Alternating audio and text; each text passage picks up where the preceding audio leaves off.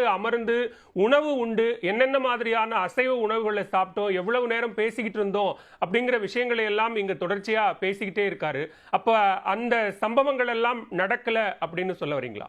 அந்த சம்பவங்கள் அப்படி நடந்திருக்கிறதுக்கான வாய்ப்பு இல்ல. காரணம் என்னன்னு சொன்னா, இவர் போன நோக்கம் வேற, அவர் அங்க இருந்த சூழ்நிலை வேற. அந்த நேரம் களத்துல வந்து சரியான கடுமையான சூழ்நிலை இருந்த நேரத்துல தான் இவர் அங்க போயிருந்தாரு.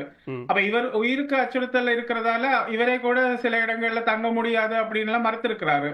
அப்ப இவன் சித்தப்பா வந்து இவரை சந்திக்கவே இல்லை. இவர் சொல்ற மாதிரி சித்தியை சந்திக்கிறதுக்கான வாய்ப்பே இல்லை. வர்ற எல்லாரையுமே சித்தி சந்திக்கவும் மாட்டாங்க. இவர் சொன்ன கதை, அதாவது இவர் விட்ட கதை எல்லாமே போய், அதாவது இட்லிக்குள்ள கறி வைக்கிறது இதெல்லாம் நாங்க அப்படி எல்லாம் செய்யறதே இல்லை. அதே மாதிரி இப்ப சித்தப்பா வந்து ஆமக்கறி அதெல்லாம் அவர் சாப்பிடுற அந்த மாதிரியான அதெல்லாம் அங்க நடந்திருக்கவே வாய்ப்பு இல்லை. ஏன்னா அவர் அந்த நேரத்துல வந்து இவரை உட்கார வச்சு பரிமாறி இவர் என்னென்ன இவருக்கு பிடிக்கும்னு லிஸ்ட் எடுக்கிற அளவுக்கு இவர் அங்க வந்து விருந்துக்கு அழைச்சு போக இல்லை. இவர் வந்திருக்கிற புகைப்படத்துல இருக்கிற அந்த அவர் துவக்குகள் வைத்திருக்கிறது மாதிரி எல்லாம் வந்திருக்கிறது இல்லையா? அது வந்து அந்த படத்திற்கான ஒரு பயிற்சி மாதிரி. அந்த படத்துல அவங்க எப்படி அந்த பயன்படுத்தினாங்க, அவங்க என்னென்ன வகையான ஆயுதங்கள் பயன்படுத்தினாங்க அப்படின்றத அவர் பார்க்கிற போது எடுத்த படங்களை ஒழிய இது அவருக்கு பயிற்சியும் கொடுக்கல. அவர் அங்க யாரும் இணைக்கவும் இல்லை.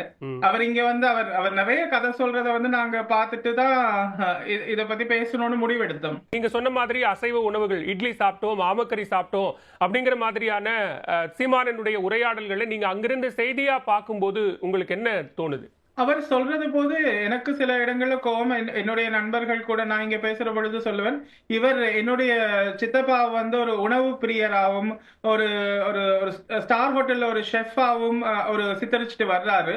இப்படியான ஒரு விஷயத்த செய்யற பொழுது ஒரு தேசிய தலைவர் அப்படின்ற பெயருக்கே வந்து அசிங்கத்தை ஏற்படுத்திட்டு இருக்காரு.